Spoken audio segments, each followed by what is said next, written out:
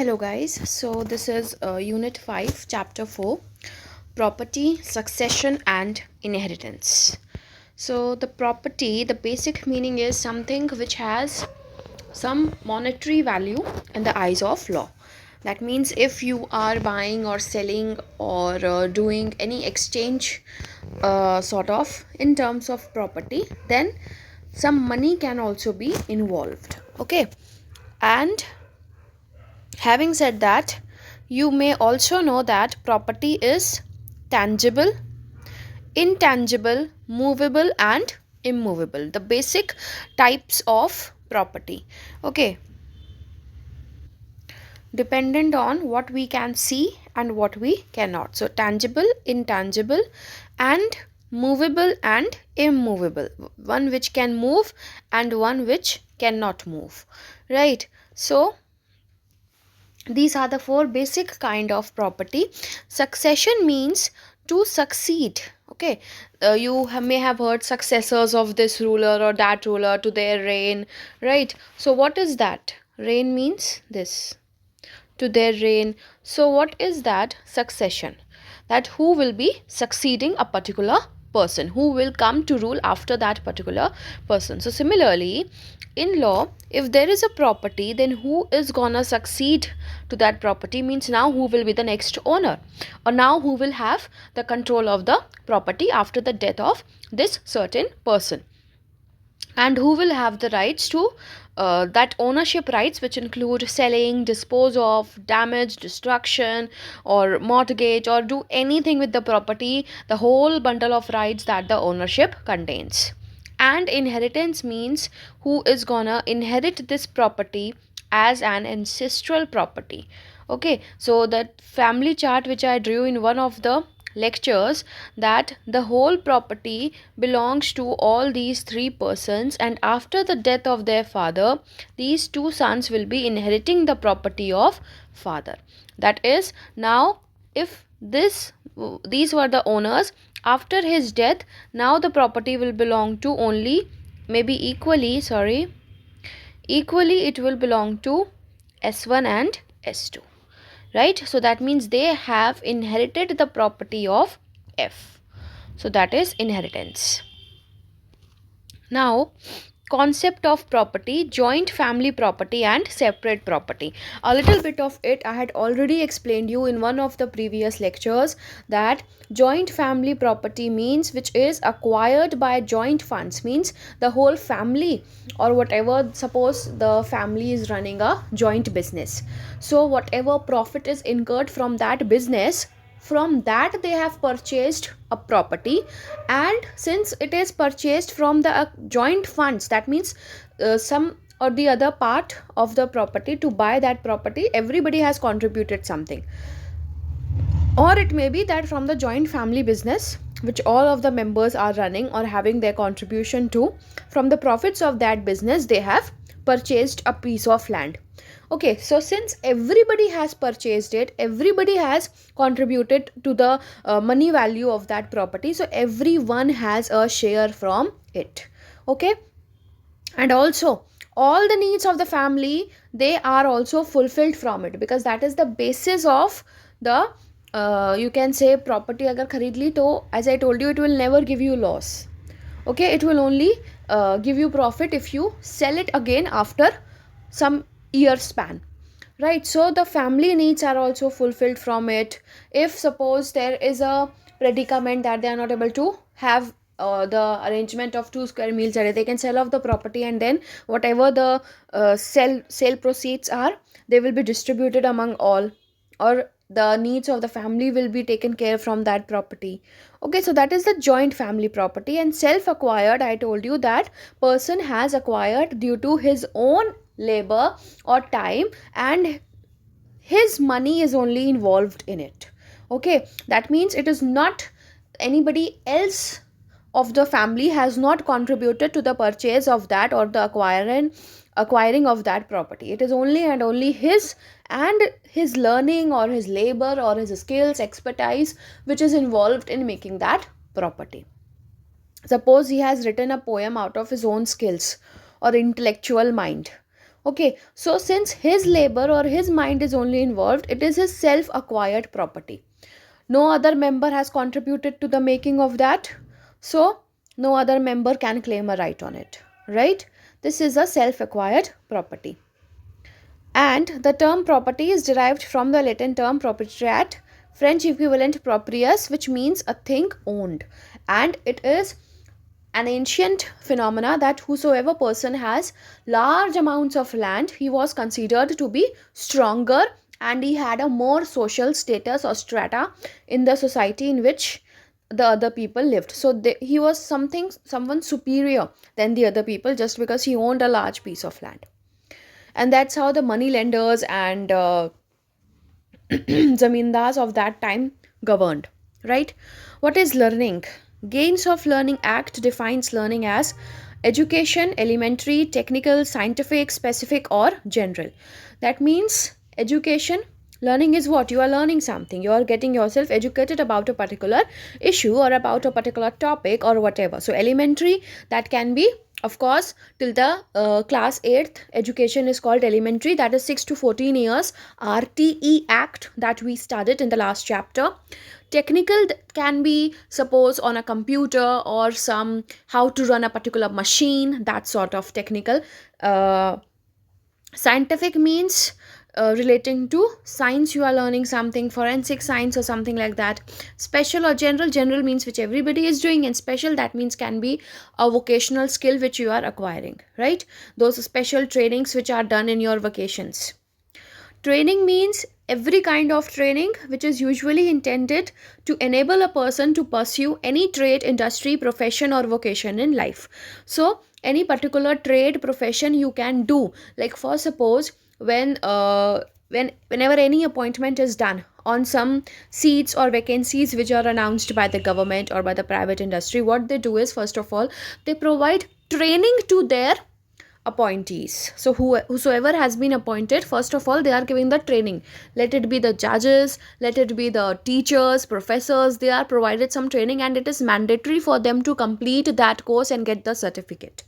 Then only they will be able to do the field work, that is to actually teach some people, right? And even after that, when they are in their job continuing, then also from time to time trainings are organized for them, so that if any updation is done, like for suppose online classes was introduced, and now everything, documentation is done offline as well as online.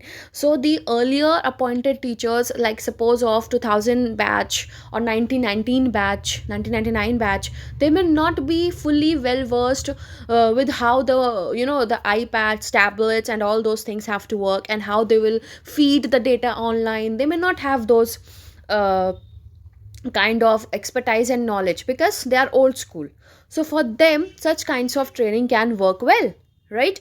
So that enables a person to pursue or to perform any trade, any profession that can be helpful to earn a livelihood for himself, right? Then inheritance is the means of acquisition of property, right? Inheritance is the way by which you can acquire some property. Inheritance means the right of an heir to succeed to property on death of an ancestor by succession. As I told you, the last example which I gave few minutes ago, that S1 and S2 inherited the property of their father after his death. So the father is an ancestor, and the people who succeeded him, they inherited his property. That is how you say S1 and S2 succeeded him or survived father, right? So they will inherit the property. Different laws of succession govern persons belonging to different religion. Again, personal law comes into being for this matter also, like marriage and divorce. Here also different rules govern people belonging to different religions.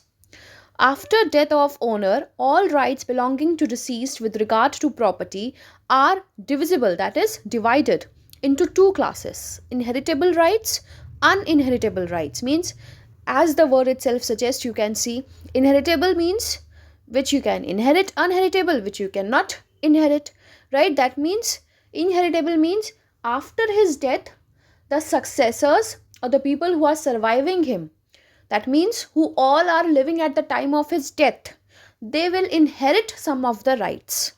Okay, and those rights which they are inheriting, that is inheritable rights, and some rights which they cannot inherit, that means it goes with the death of the person, that is those rights die along with the person. So that belonged only and only to the deceased person, and since he has died, now those rights have also died. You cannot inherit them. Fine, आप inherit उसी चीज़ को करोगे ना जो जिंदा है. अब अगर वो राइट भी मर गया उस आदमी के साथ तो आप उसको इनहेरिट नहीं कर पाओगे. As simple as that. So on the death of owner of a property, all rights which belonged to him, since he was the owner, and ownership is a bundle of rights. Okay, so all those rights can be divided into two. Inheritable rights means when it survives its owner, that means after the death of the owner, the rights are still there. It remains functional even after the death to whom it belongs and devolves on his legal representatives. For example, proprietary rights like debts are inheritable rights. That means if, suppose, that property was a mortgage, or that property, suppose this property X was kept as a collateral for some loan which the person P, that is owner of this property, had taken some loan and of suppose 2 crore, and there a collateral is seeked by the bank or by the money lender, private money lender whatsoever. They seek some collateral or guarantee that if you are not repaying the loan, then कुछ तो जरिया हो जिससे मैं अपना पैसा recover कर पाऊँ. तो in that case he kept this property as mortgage, okay, or collateral. Now what will happen? Suppose he is able to pay only 1 crore and he dies. Now 1 crore debt is left, right? So this is a debt on this property. So now this 1 crore debt from the property satisfy karwana is passed to the legal representatives. That means the person S from who this loan was taken, जिसका ये 1 करोड़ अभी बचा है, वो P के legal representative से अपना 1 crore demand कर सकता है. या this property X can be sold off and whatever the sale proceeds are, suppose this property is sold for 5 crores, then this 1 crore has to be given to S to satisfy the debt. Satisfy the debt means to repay the whole amount. Okay, so that has to be done. So this is one of the right which is passed to the successors or to the surviving persons. That is the right of debt. They are inheritable because what will happen? What is the purpose? That will do injustice to S, to the person from whom the loan is taken. ऐसे तो बंदा अपने आप को जानबूझ से मार दे loan से बचने के लिए कि डेथ हो जाएगी, अब हमें डेट नहीं पे करना पड़ेगा. So that is to save the interest of the other party, that is S, from whom the loan was taken. And he can recover from the legal representatives. Uninheritable, which dies with the person. For instance, personal rights are not inheritable as they extinguish with the death of the deceased. Personal rights means which are associated with the person. Proprietary rights means attached to the property. Personal rights are attached to the person. So they die. Like self-acquired property. They cannot claim self-acquired property. Okay? Because he only had the rights on it. For suppose I gave you that example of a poem which the person has written and he dies. Now the authorship of that poem, any of his legal representatives cannot claim because that was his personal right. Only he or she have the right to claim authorship of that poem. No other person can. Okay. So that is an example. You will study more about this authorship and all that concept when you do intellectual property rights as a topic or as a subject. Succession is the process in which property is transferred upon someone's death. It is also used to refer to the estate, that is again property, a person leaves behind at death. There are two ways of succession: intestate and testamentary. Intestate means when the person has made no will and he dies. So now it is upon the rules of codified Hindu law that how the succession will take place. That is how the property will transfer or devolve upon the heirs of the person. And testamentary means when there is a will, then if there is a will, of course, then according to whatever is written in the will, that which property has to be given to whom and in what proportions or shares, तो वो उसी हिसाब से होगा, right? So I hope inheritance and succession में confusion ना हो रहा हो. Succession means that those person will succeed. Okay, that means suppose this property is transferred to S1 and S2, that whole process is called succession. But in the succession, what is happening? They are inheriting the property. Okay, बस इतना सा है. Who is an heir? The persons on whom the property dissolves. A person who is entitled to inherit property after the death of intestate is heir. So, the person on whom property devolves are called heirs of the deceased.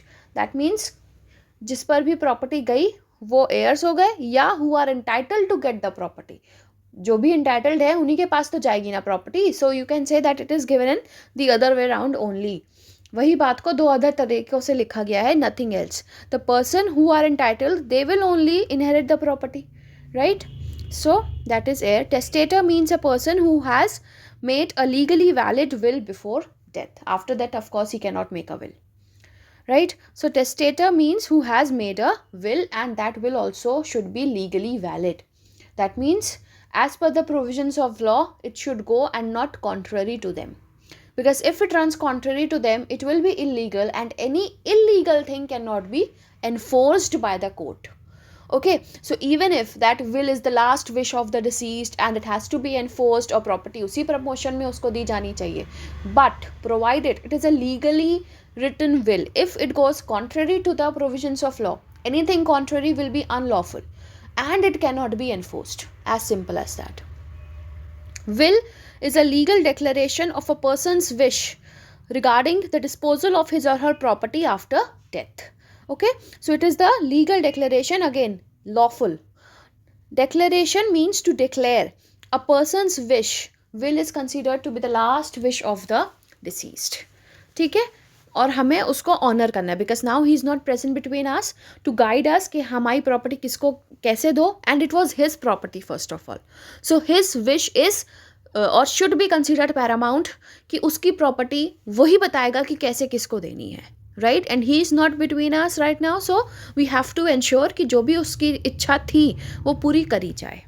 So that is the purpose of executing the will, but provided it should be a legally valid one, and it declares that what property has to be disposed of in what way, right?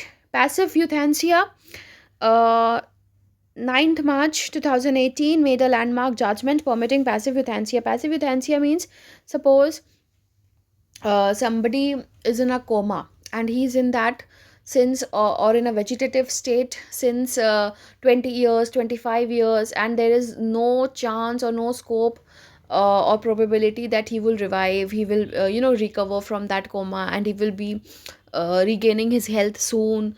So in that cases euthanasia can be given so that he can die slowly. ऐसे जीने से बेहतर है कि हम उसको एक शांत मौत दे दें. So that was declared to be under strict guidelines, that was made to be a valid one, and you can give euthanasia if someone is in that state. Legalized passive euthanasia by means of withdrawal of life support to patients in a permanent vegetative state. Life support means suppose उनको ventilator पे रखा गया and ऐसा situation है कि अभी हमने ventilator हटाया, अभी उस बंदे की डेथ हो जाएगी, सांसें बंद हो जाएंगी. So that is permanent vegetative state. वो इतने सालों से कोमा में है, सिर्फ वेंटिलेटर पे चल रहा है. सो नाउ लाइफ सपोर्ट है वो एक. सो पैसिव यूथैंसिया का मतलब है, passive already means something which is not active. So you are not actively doing something, but whatever medical support और medical treatment was being provided to them, उसको withdraw कर लो.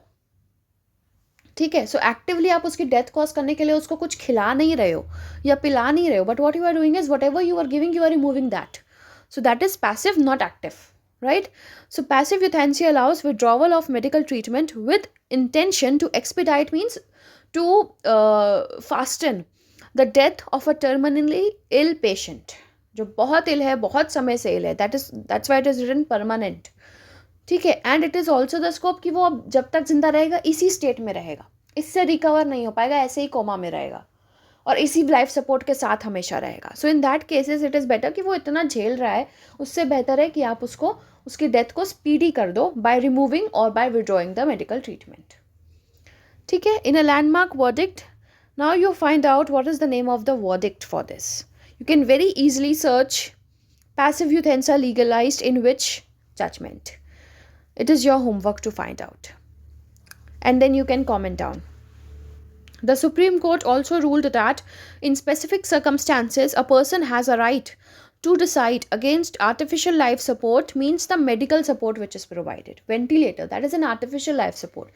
Why ventilator is provided? Because the person is not able to get enough oxygen for breathing, or his heart is not able to pump the oxygen or to filter it and pass it on to the other organs of the body. His heart is not functioning well. तो तब ventilator लगाया जाता है. So that is an artificial life support which is provided. Otherwise the organs would have functioned properly and then there was no need of that artificial thing or machine. Right? So the right to decide that you will not be providing me the artificial life support and he will create a will for that. उसके लिए भी एक will बनाएगा वो कि if something happens to me in future and this और मेरा कुछ ऐसा सिचुएशन आता है तो आप मुझे आर्टिफिशियल लाइफ सपोर्ट नहीं प्रोवाइड करो, you let me die peacefully. Right? ताकि मुझे कभी कभी होता है ना ऐसी सिचुएशन में जो पेशेंट है उसको झेलना ज़्यादा पड़ता है with no hope of recovering, and even the family members or the person who is taking care of that patient, he also has to go through all such difficult times. And किसी ऐसे family member का इस situation में देखना, that is also a difficult thing in its own. Yes, so in all those cases he can make a living will. The Supreme Court has attached strict conditions for executing this will that was made by a person in his normal state of health and mind. So there are guidelines for it, but they have to be strictly followed. You cannot do away with those guidelines. And this will also should be a legal one, and it can be executed only if it is a legal one. And the will was made by the person in his normal state and mind, means when he was capable of understanding the consequences of his act, when he knew that what he is writing, what is meant by it, and what will follow. Right? Supreme Court declared the right to die with dignity as a fundamental right under Article 21. The judgment was delivered on a PIL, that is public interest litigation, filed by NGO Common Cause for an individual's right to make a living will document for passive euthanasia. However, the debate to legalize got triggered in 2011 in the case of Mumbai nurse Aruna Shanbag, who was in a permanent vegetative state for more than 40 years. Testamentary succession. When a person disposes of his property by making a will, it is testamentary succession. A person can make a will only of his or her separate property, and sister property belongs to everyone. Everyone has a share in it. Right? You are not the only owner of that property. Fine, you are also the owner, but not the only owner of that property. So if you are not the only owner of something, how can you only decide that how that property should be disposed of? Okay, so that's why testamentary succession can only be made of his property which belongs to only and only him.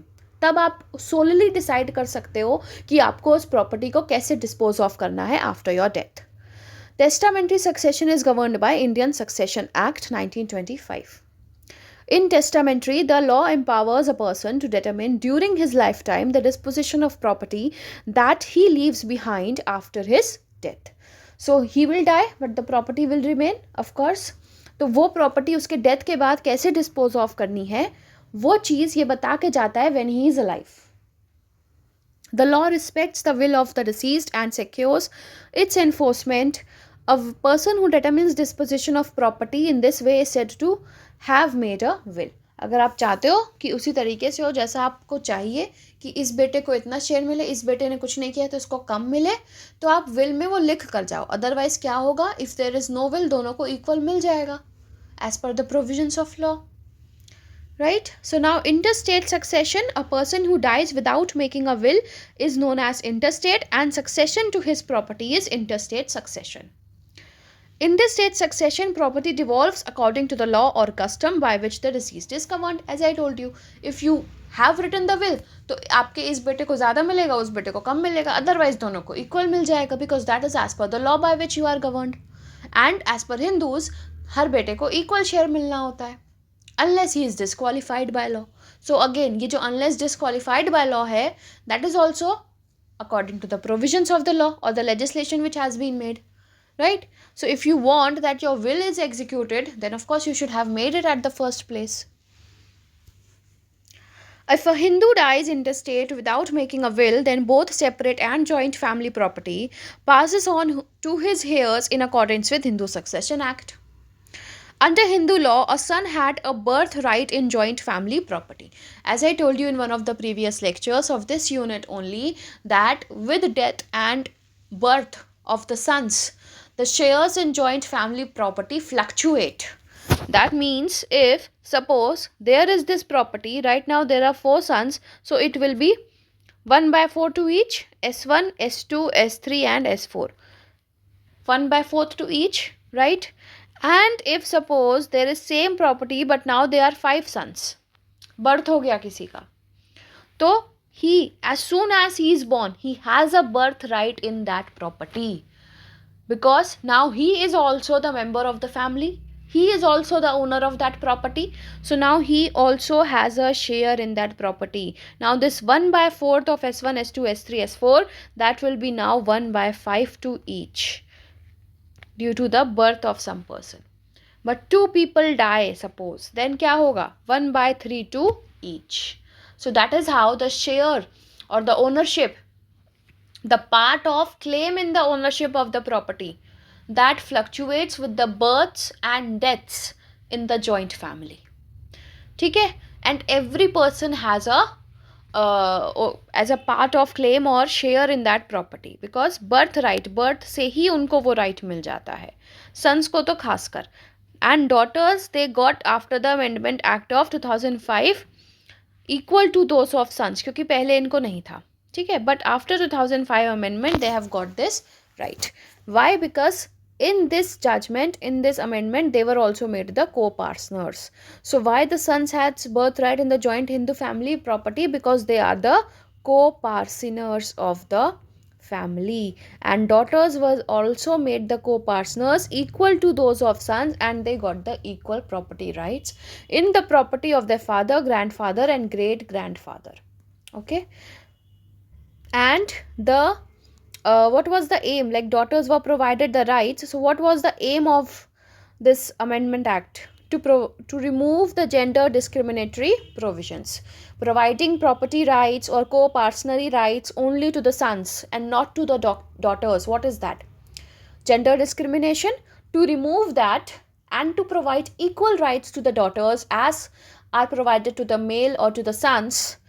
So that is to removing the gender discriminatory provisions and bring about gender equality even the already made and existent laws. Fine.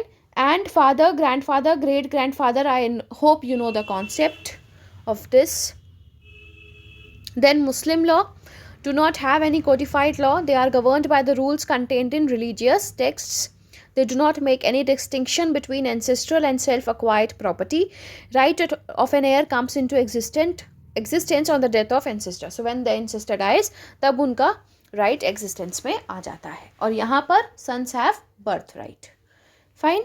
So that is the difference. Other religions, for them we have Indian Succession Act for the interstate succession of Christians and Parsis, and if you remember for interstate succession of testamentary succession of Hindus also we have Indian Succession Act. Okay. For Christians and Parsis, every religion has its own rules, but there are certain concepts that are common to all. For example, a person who is entitled to inherit property after death of intestate is known as heir. These heirs could be of 3 types: ascendants, descendants and collaterals. Now we will study who are these 3 types of heirs. Ascendants are the ancestors of a person both on paternal and maternal side. Ascendance means before, okay? That is the ancestors.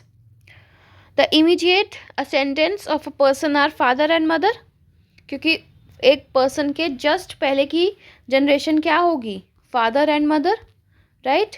अब अगर maternal side पे मुझे ascendants बनाने हैं तो इनके क्या होंगे, फादर मदर, जो इस पर्सन के ग्रैंडफादर ग्रैंड मदर होंगे, right.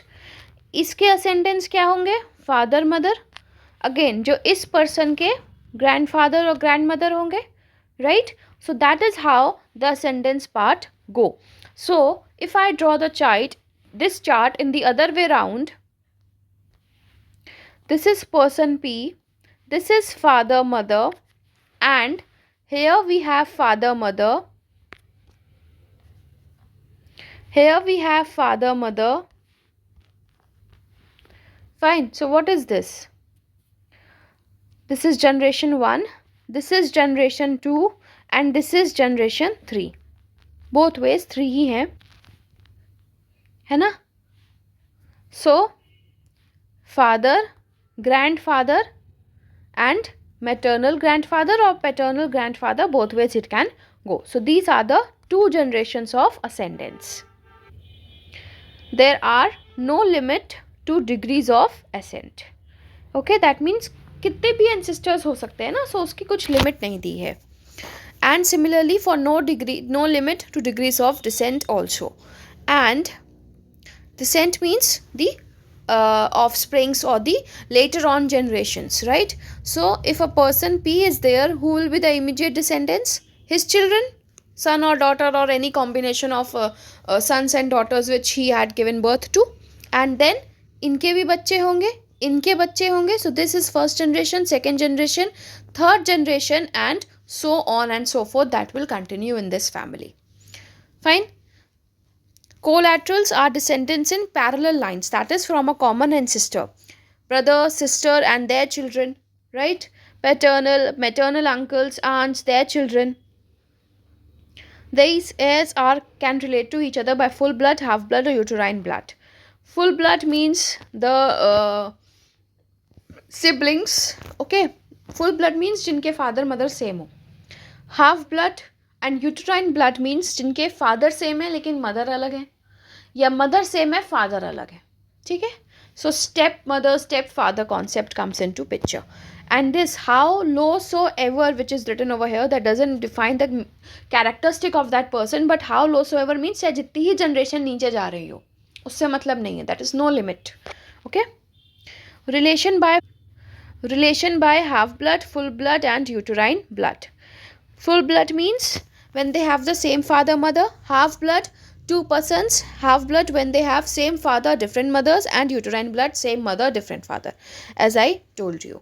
So it can be like same father different mother. So first wife of this father and second wife of this father, okay. And from here 2 children, here 3 children. तो होगा क्या कि ये जो बच्चा है वो इसका हाफ ब्लड होगा, right. So this is the way it goes on. So as I told you step mother का कॉन्सेप्ट आ जाएगा, because for this child she is his step mother. So that concept comes into picture. And for uterine blood there is different fathers concept. The rules pertaining to interstate succession are more or less similar in all the communities, whereby first preference is given to the spouse of the deceased and their lineal descendants. So whosoever, suppose wife has died, so husband will have the first preference and the heirs of the husband will have the first preference, okay. In their absence the preference goes to collaterals that are close to the deceased. In their absence it goes to agnatic and coagnates. If you remember, मैंने पढ़ाया था class 1 class 2 heirs, right. मतलब उन class 1 में कौन कौन है ये नहीं बताया था, but the preference 1 and those 4 classes of heirs that I had told you as per the law. Every religion has adopted a different way of determining the disposition of property. Rules relating to interstate succession of a Hindu male I will do in the next video. Thank you so much.